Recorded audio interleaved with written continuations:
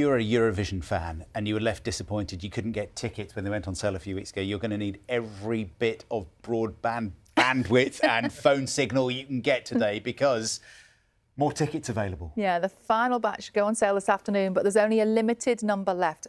Our Eurovision reporter, Daniel Rosny, joins us now. Morning. How limited? Limited.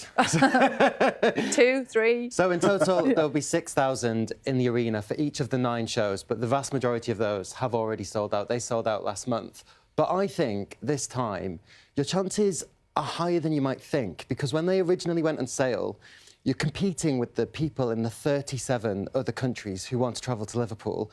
We're now 2 weeks away. So if you're in Estonia or Romania, you've also got to think flights, accommodation. Yes. Whereas if you're a British Eurovision fan, it's a lot easier to travel to Liverpool with this short notice. They go on sale at midday. It is a limited number, though. And you talked about all those shows across the week, because it's not just the final, is it? There are seats available for rehearsals and semi-finals too. So there are 2 semi-finals and then the Saturday grand final. That's the big one. They're 3 televised, but you can also buy tickets for 6 preview shows, which double up as rehearsals.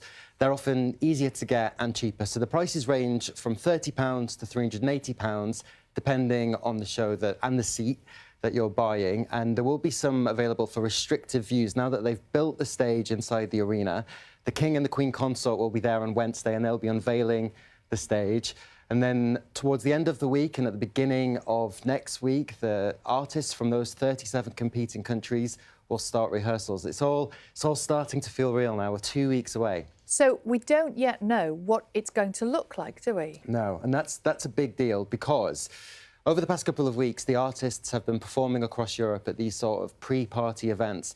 But if you're not like me, if you don't follow this all of the time, the staging matters because that's the time when 160 million people will be watching. So the artists who are competing get to see, you know, what they can do with their choreography, what they can do with their lighting, and some of them actually find it really emotional when they see it for the first time. But it's a huge stage, it's a massive production.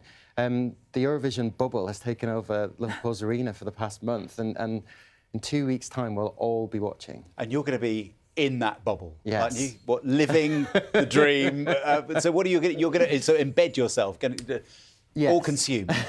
So I'm one of the presenters of the BBC's podcast, Eurovision Cast, and since January, we've been building up to Liverpool, because it's the first time the UK's hosted the song contest in 25 years, and it's changed so much since then. And it's all thanks to Sam Ryder coming second last year. Obviously, we're hosting it on behalf of last year's winners, Ukraine, but in that week of Liverpool, we're doing a podcast every single day that it'll just feel mad.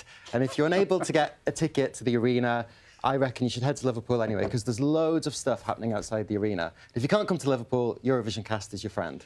And the stuff that's happening outside the arena, that's free, isn't it, a lot of it? Yeah, a lot of it is free. So there is a cultural festival that's going on for 2 weeks that's running alongside Eurovision. And then there is a Eurovision Village, which is like a fan park that you see at football tournaments with big screens and stages where the artists perform.